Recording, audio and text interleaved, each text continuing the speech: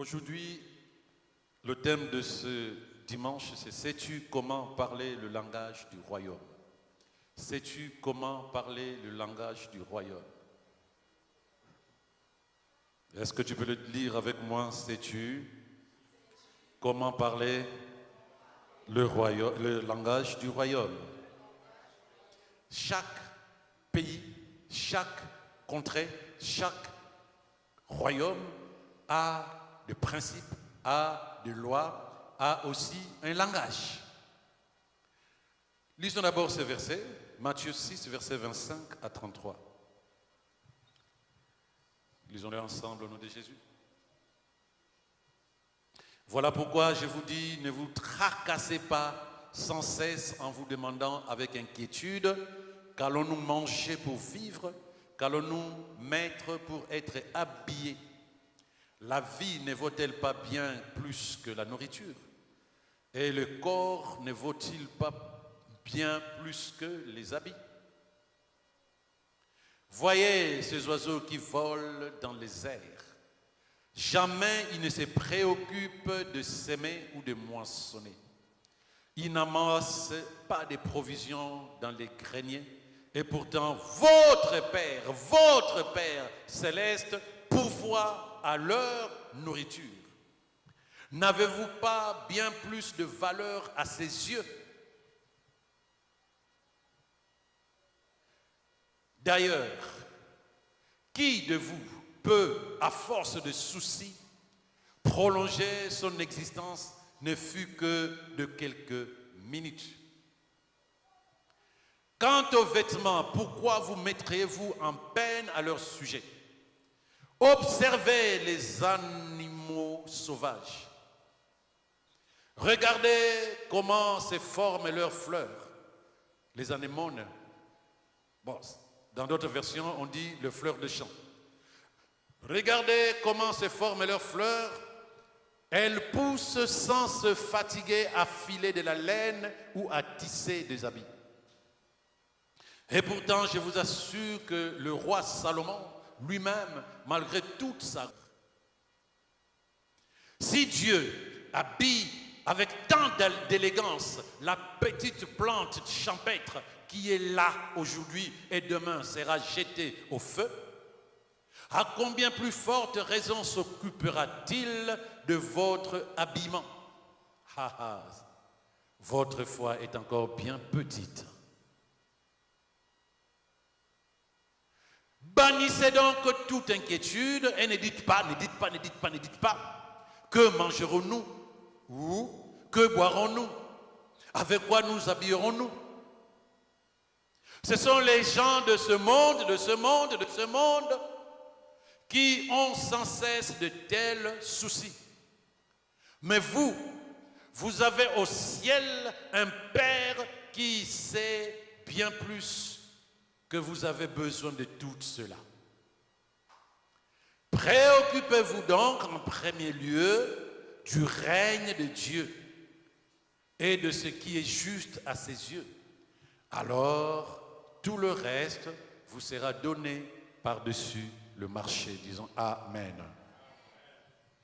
Jésus parle et nous enseigne quelque chose. Qu'il y a deux mondes. Il y a deux royaumes. Si tu prends ce verset de 33, le verset 33, si nous l'on prend dans une autre traduction, prenons-le en français courant, là où il dit préoccupez-vous du règne de Dieu, il dit ceci: préoccupez-vous d'abord du royaume et de la vie juste qu'il demande. Et quand on s'inquiète, il dit ce sont les gens de ce monde. Dans d'autres versions, il dit ce sont les gens du royaume de ce monde. Donc du coup, tu te trouves avec deux royaumes. Il y a le royaume de Dieu où les gens ne se posent pas des questions. De quoi je serai vêtu? Qu'est-ce que je mangerai? Et le royaume de ce monde, parce qu'il dit, ce sont les gens de ce monde, les gens de ce royaume, eux, ils s'inquiètent de ce qu'ils vont manger, de ce qu'ils vont boire, de ce dont ils vont se vêtir. Nous disons que nous sommes des enfants de Dieu. Et c'est ce Dieu-là qui est le roi du royaume de Dieu. Si tu es né de nouveau, en Christ Jésus, tu es enfant de Dieu, citoyen, citoyenne du royaume de Dieu. Dis Amen. Tu as ton passeport.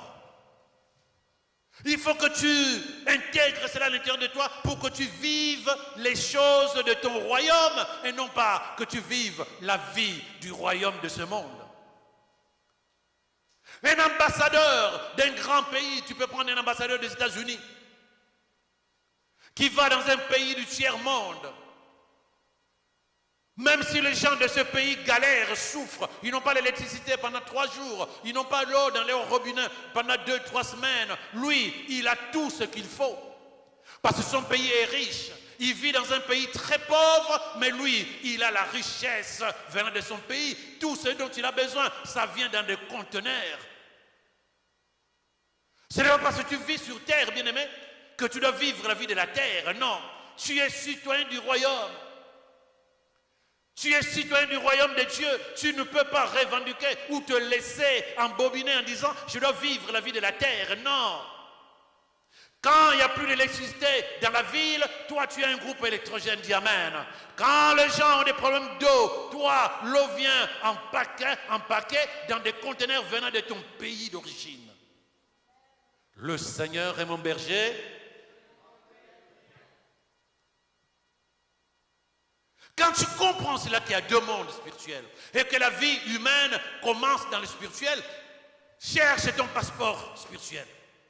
Ne parle pas comme quelqu'un de ce monde, parce que l'ambassadeur du pays dont j'ai parlé, dans ce pays des galères, il ne parlera pas comme le citoyen de ce pays en disant ça fait une semaine qu'on n'a pas d'électricité. Non, lui ne sait pas de quoi tu parles, parce que lui il a son groupe, tout fonctionne normalement. Il a la clim, il a tout. Lorsque les gens commencent à galérer, il n'y a plus rien à acheter au marché. Lui, ça vient dans des conteneurs, il mange normalement. Il ne parlera jamais de la même manière que ceux de ce pays-là. Tu n'es pas de ce monde, disait Jésus. Tu vis dans ce monde, mais tu n'es pas dans ce monde. Dis Amen. Dis-le avec moi, je ne suis pas de ce monde. Je suis du royaume de Dieu. La compréhension, il dit pourquoi vous inquiétez? Pourquoi vous vous posez des questions? Même les fleurs de champ, même les oiseaux qui n'ont pas plus de valeur que toi, Dieu pourvoit leurs besoins, ils ne s'inquiètent même pas. Un jour, quelque chose m'a secoué dans ma foi. C'est cet enfant qui est dans le sein maternel. Cet enfant qui est dans le sein maternel, il est comme un fœtus, comme ça là, comme on l'appelle, comme un tétard, une grosse tête. Il n'a pas de mains, il n'a pas de jambes, il n'a rien. Chaque mois, il y a quelque chose qui change à l'intérieur du ventre de la mère. Cet enfant qui est en train de naître, ni sa mère, ni son père, ni lui-même ne se pose la question s'il aura des jambes, s'il aura des pieds, s'il aura des yeux, des narines. Il ne se pose pas de questions. Tout a été planifié, programmé, structuré par le Créateur de sa vie. Dis Amen. Non, je ne t'entends pas. Merci ma soeur, Dieu te bénisse. Personne ne peut savoir comment les choses se structurent à l'intérieur du sein maternel. Lorsque tu prends la photo de cet enfant à 3 ans, à 3 mois, c'est un monstre. Mais lui-même ne s'inquiète pas, tout a été planifié. Il ne s'inquiète pas. Ses parents peuvent de temps en temps s'inquiéter, ça c'est le problème. Mais lui, il sait qu'au temps convenable, il va faire sortir des bras et des mains. Au départ, déjà, c'est comme un palmipède, mais progressivement, il a 5 doigts. Et là où il n'y avait pas de jambes, il était comme une grenouille. Et les jambes commencent à pousser. Qui est en train de gérer ça? C'est lui qui a demandé, c'est lui qui a décidé, qu'il vienne sur terre. Il a tout mis en place. C'est ce qu'il a fait pour toi. C'est ce qu'il continue de faire dans ta vie. Ce n'est pas maintenant que tu dois t'inquiéter, parce que quand tu étais dans le sein maternel, tu ne t'inquiétais pas. Et les choses se sont bien passées. Dis Amen. Ce n'est pas maintenant que tu dois t'inquiéter, surtout que tu es devenu son enfant. C'est un état d'esprit. Amen. Préoccupez-vous d'abord du royaume de Dieu et de la vie juste qu'il demande, et Dieu vous accordera aussi tout le reste. Il ne dit pas que non, ne cherchez pas. Il ne dit pas non, ne cherchez pas ces choses-là. Il sait que vous en avez besoin. Manger, boire, vous vêtir, être sous un toit quand il pleut. Il sait que tu en as besoin. Il dit non, je ne t'interdis pas de posséder ces choses, parce que les gens comprennent mal ce verset. Il dit, cherche d'abord le royaume, parce que dans le royaume, tout est disponible pour toi. Il dit, lorsque tu vas trouver le royaume, Dieu t'accordera tout le reste.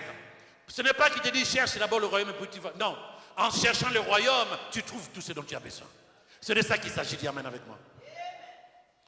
En trouvant le royaume, en devenant citoyen du royaume de Dieu, tu possèdes tout ce qui est dans le royaume. Est-ce que tu me comprends? Quand Jésus est venu, il a commencé à prêcher. Mais avant lui, il y avait Jean le Baptiste. Jean le Baptiste commence à prêcher, il dit, repentez-vous, car le royaume de Dieu est proche. Et Jésus lui-même arrive. Marc 1, verset 14. Il dit quelque chose qui ressemble à l'enseignement de Jean le Baptiste. Il dit, gloire à Jésus. Il dit, le moment décidé par Dieu est arrivé, le royaume de Dieu est tout près de vous. Changez votre vie, croyez en la bonne nouvelle. Donne-nous un second standard, s'il te plaît. C'est plus simple. Il dit, le temps est accompli et le royaume de Dieu est proche. Repentez-vous, croyez en la bonne nouvelle. Repentez-vous. En grec, c'est quoi? Métanoïa, qui signifie change ta manière de penser. La repentance, ce n'est pas autre chose que changer ta manière de penser. J'ai toujours expliqué encore et encore pourquoi la repentance a été comprise telle qu'on la comprend dans les églises. Parce que lorsque tu pêches, lorsque tu commets un méfait, lorsque tu poses un acte pas bien, c'est que tu avais une manière de penser qui t'a amené à poser cet acte-là. Tu changes ta manière de penser, tu ne vas plus pécher. C'est de ça qu'il s'agit. On ne peut pas demander à quelqu'un de ne plus pécher si on ne l'amène pas à changer sa manière de penser. Parce que la racine du mal est toujours là, sa manière de penser. Y a-t-il quelqu'un avec moi? Tu ne peux pas demander à quelqu'un, arrête de voler, arrête de mentir, arrête de faire du mal aux gens, si tu ne l'aides pas à changer sa manière de penser. Parce que les actions que tu vois, toi, viennent de sa manière de penser. Voilà pourquoi la Bible dit, repentez-vous, changez votre manière de penser et vous verrez que les choses, votre comportement, votre attitude et votre vie vont changer. Le royaume de Dieu est proche de vous. Commencez par changer votre manière de voir les choses. C'est comme une personne qui s'apprête à aller dans un autre pays. Il commence à se préparer à parler la langue du pays. Il commence à bouquiner sur la culture du pays. Pourquoi tu le fais? Parce que je veux aller dans un autre pays. Je me prépare pour que je ne sois pas étranger dans ce pays, que je m'intègre facilement. Tu ne peux pas dire je suis enfant de Dieu en pensant, en réfléchissant, en ayant un état d'esprit de ce monde. Un rien sorcier, un rien démon, un rien je ne comprends pas ce qui m'arrive, un rien quand tout le monde s'inquiète, toi aussi tu t'inquiètes. Quand tout le monde a peur, toi aussi tu as peur. Tu es dans ce monde, mais tu n'es pas du monde. Tu n'es pas de ce monde alors que tu vis dans ce monde.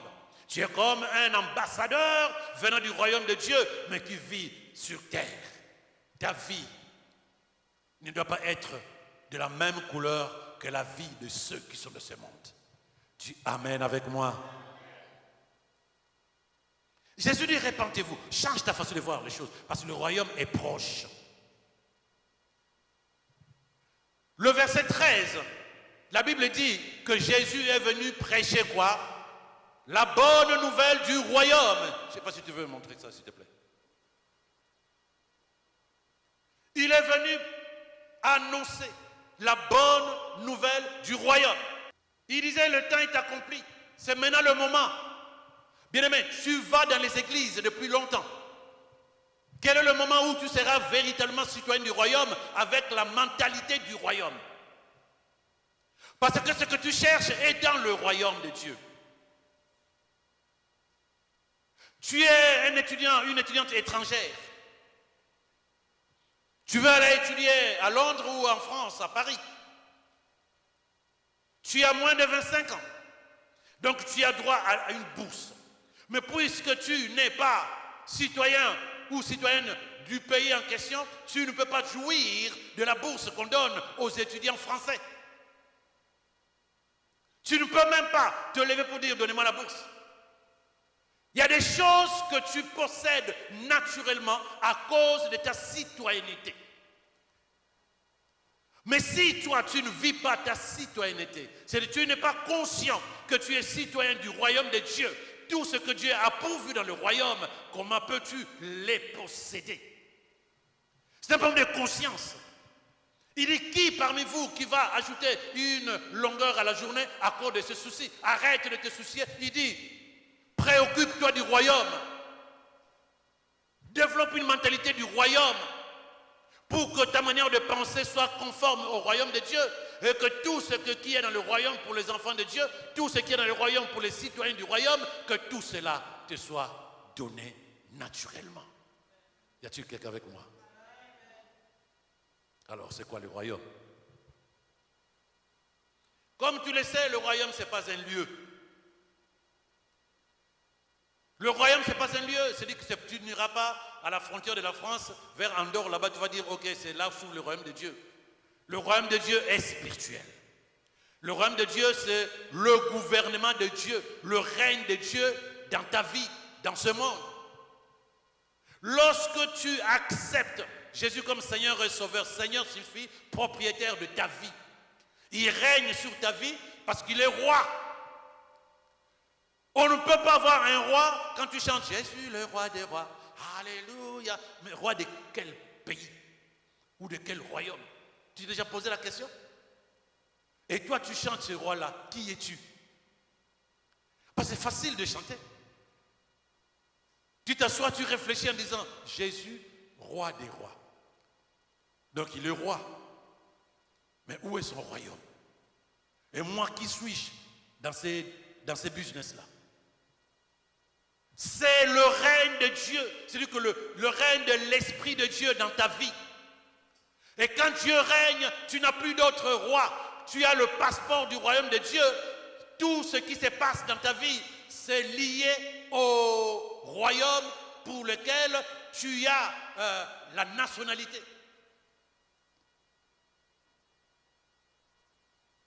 Lorsque le Belge, gloire à Dieu pour la Belgique, je sais pas pour eux, lorsque le Belge se lève avec son passeport, il ne peut pas revendiquer la nationalité française. Il est belge, il a le passeport belge.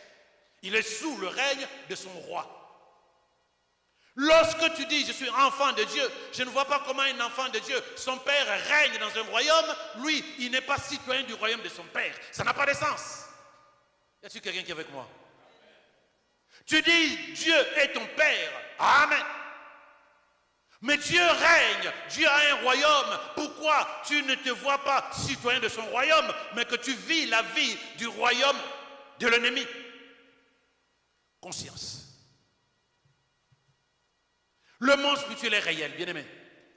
La vie terrestre n'est que la manifestation de ce qui est dans le spirituel. Et dans le spirituel, tu as le monde des ténèbres et le monde des lumières de Dieu.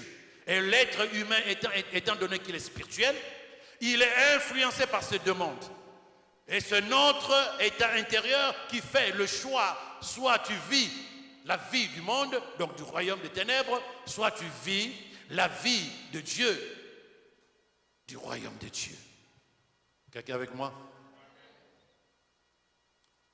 Lorsque tu laisses Dieu régner dans ta vie, cela signifie que tu te soumets à l'autorité du roi qu'il est et tu acceptes que tu vis dans son royaume. Lorsque tu te soumets, lorsque tu laisses Dieu établir son règne dans ta vie, tu te soumets à la parole, tu te soumets à l'esprit, Cela signifie que tu acceptes l'autorité de Dieu dans ta vie et que cela te permet d'être citoyen du royaume de Dieu.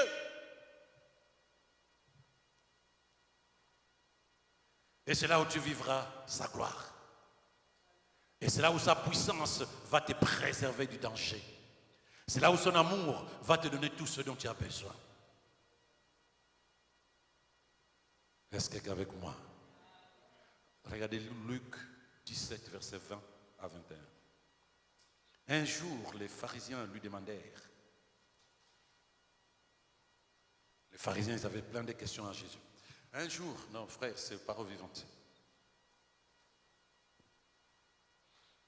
Un jour, les pharisiens lui demandèrent quand le règne de Dieu arriverait. Ah, parce qu'eux aussi, ils se disaient, mais quand est-ce que le règne de Dieu?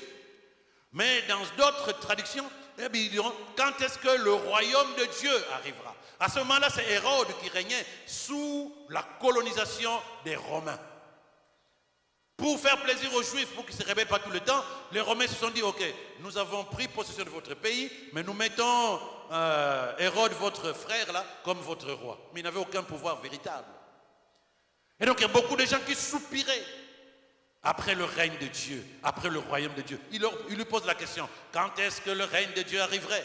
Jésus leur répondit, le règne de Dieu ne viendra pas d'une façon spectaculaire, comme un événement extérieur que l'on pourrait observer. Écoute très bien ce que Jésus dit. Ce n'est pas spectaculaire, comme un événement extérieur que l'on pourrait observer. Tu vas te dire, ok, j'attends, comme une sorte d'éclipse, le règne de Dieu. J'attends. Il dit non, les amis, c'est pas comme ça que ça viendra. On y va.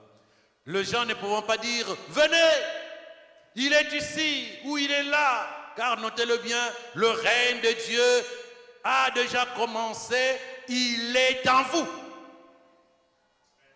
Oh! J'attendais que tu te lèves, tu dises merci Seigneur. Il a déjà commencé. Il est en vous. Au départ, il disait, il est proche. Il est proche. Un jour, il dit, il est parmi vous. Et un autre jour, il dit, il est en vous.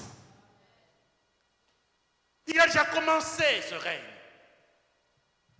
Le gouvernement de Dieu, c'est lui qui te libère, c'est lui qui te délivre, c'est lui qui te lève, c'est lui qui te bénit, c'est lui qui te donne la paix, c'est lui qui te donne l'espérance, c'est lui qui te permet d'avancer vers ta destinée. Ce gouvernement, ce règne, il est en toi. Voilà pourquoi j'ai dit tout à l'heure que ce n'est pas physique, c'est spirituel. C'est spirituel.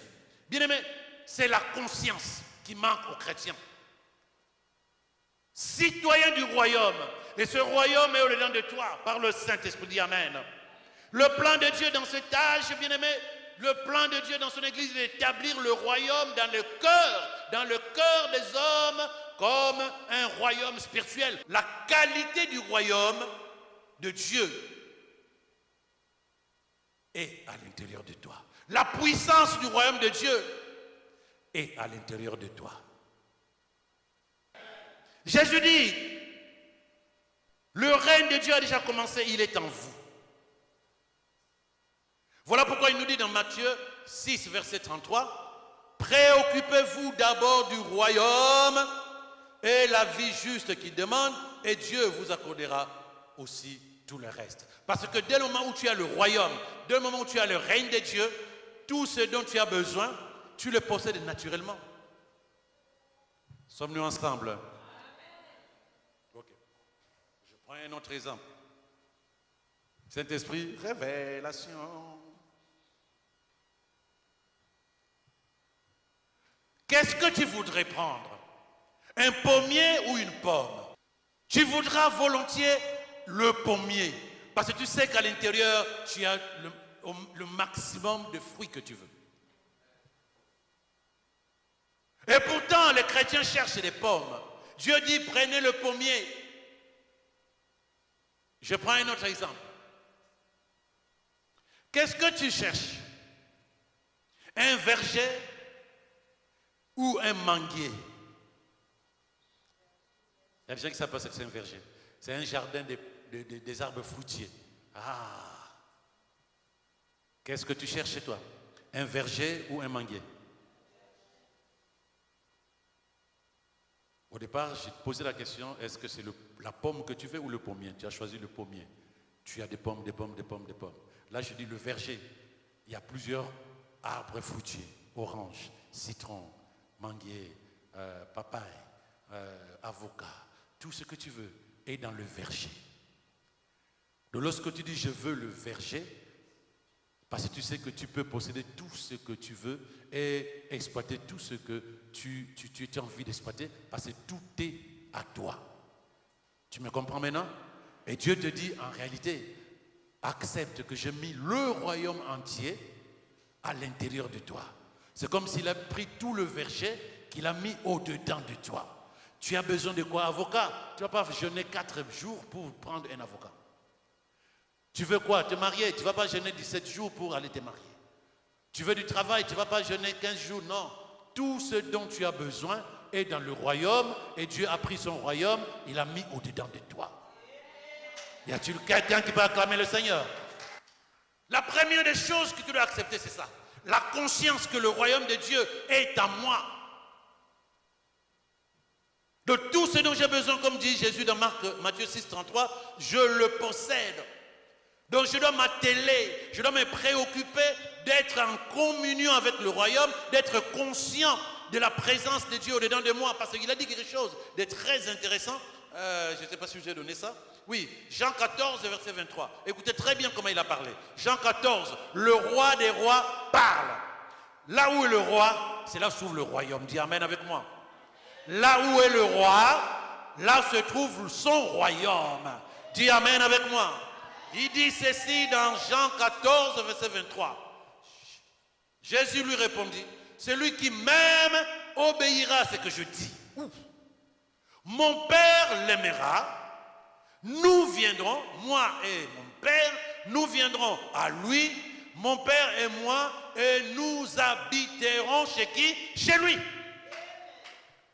Je ne sais pas si tu comprends ça. Tu aimes Dieu, tu aimes Jésus, alors obéis à ses commandements. Parce que quand il va sentir que tu es totalement en phase avec sa parole, il dit, papa, il y a quelqu'un qui est en phase avec les lois du royaume. Allons établir notre demeure chez lui. Là où est le roi, là où est le royaume. Là où est le roi, là où est le royaume. Là où est le roi, là où est le royaume. Voilà pourquoi il dit, le royaume est en vous. La condition, laisse Dieu prendre totalement place en toi. Laisse la parole de Dieu inonder tout ton être.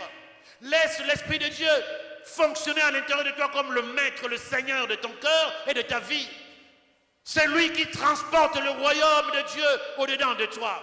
Et puisqu'il transporte le royaume de Dieu au-dedans de toi, il amène la vie de Dieu, la vie du royaume. Il amène l'espérance de Dieu, l'espérance du royaume. Tu n'auras pas à t'inquiéter, tu n'auras pas à avoir peur, non. Laisse la parole de Dieu inonder ton cœur. Laisse l'Esprit de Dieu régner à l'intérieur de toi. Parce que l'Esprit, c'est Dieu lui-même. Et là où est le royaume, là où le roi, son royaume est là. Même s'il est parti en brousse chassé, il est capable de signer un décret là où il est. Parce que ils ont tout amené. S'il doit signer un décret, on lui écrit, il signe, on met le cachet. Le roi est à la chasse, mais le roi règne partout où il est. Dis amen avec moi. Le roi règne partout où il est. Et il a fait le choix de venir demeurer au-dedans de toi. Il règne dans toute sa majesté à l'intérieur de toi. Il a la vie de Dieu. Il y a la vie de Dieu en toi. Il y a le royaume de Dieu en toi. Bien-aimé, conscience. Nous avons le royaume de Dieu en nous. Nous avons le royaume de Dieu en nous. Dieu est chez lui, chez toi, si tu l'as accepté véritablement.